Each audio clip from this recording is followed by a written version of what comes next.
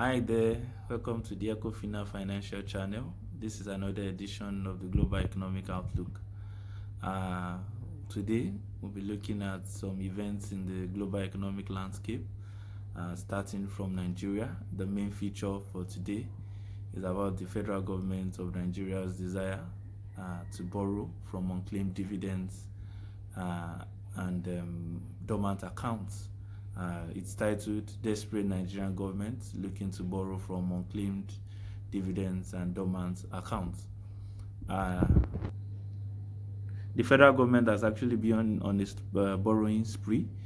They've borrowed already from the IMF, borrowed from the World Bank, planning to borrow from the pension funds. Now they want to take about 895 billion naira from unclaimed accounts and unclaimed dividends and dormant accounts. This, we think, is a desperate move by the Nigerian government. There are certainly other conventional ways of borrowing from the public, preferably it's through the fixed income market, treasury bills and bonds. But the federal government desires to borrow from a less transparent means. So we think this is some form of desperation from the government. But let us know what you think. Just share in the comment section what you think about this move by the federal government. On the global scene, we report that Elon Musk is now the world's richest, overtaking Jeff Bezos. But of course, it will be great to see how long he stays there because his wealth is concentrated in Tesla stocks. So we'll follow and see how long he stays there. Then Apple is in talks with Hyundai over driverless vehicles. Apple seems to be very determined to diversify away from phones. Hyundai already confirmed the story, and then Apple, of course, is trying to get into the vehicle industry. Let's see how that works out.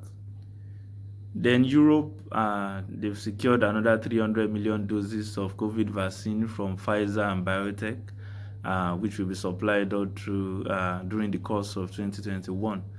This brings their total order to around 600 million, which should be enough to vaccinate about 70% of Europeans, which is good, which is massive, really. Then General Motors, they've changed their logo. Of course, they are trying to focus more on electric vehicles now. So they felt the need to change their logo to reflect this new strategy. So they've changed their logo to reflect their renewed focus on electric vehicles. Then Twitter's shares, of course, has been falling after the announcement of the permanent suspension of Trump's account. Of course, you have to pay the price for any decision you make. So at the moment, their share price has been going down. But let's see how long that lasts. Maybe it will recover soon. On the Nigerian economy, Access Bank, they are progressing with their consolidation plans. They've acquired Calvmont Bank in Zambia. Access Bank already had presence in Zambia. But with this, they consolidate their standings even in the country, just as they seek to expand further. Also, the federal government has directed the National Electric Regulatory Commission to wait till the end of the month before they implement the electricity tariff hike. So at least there's some moment of respite for Nigerians. Let's see how long that lasts. Also, Dangote Cement, they are continuing with their share repurchase program. They plan to buy back at least 10% of the shares they have outstanding. But currently, they've been able to purchase 0.24%. That's about 40.2 million shares in the open market. Certainly, they will be back in the market to buy more.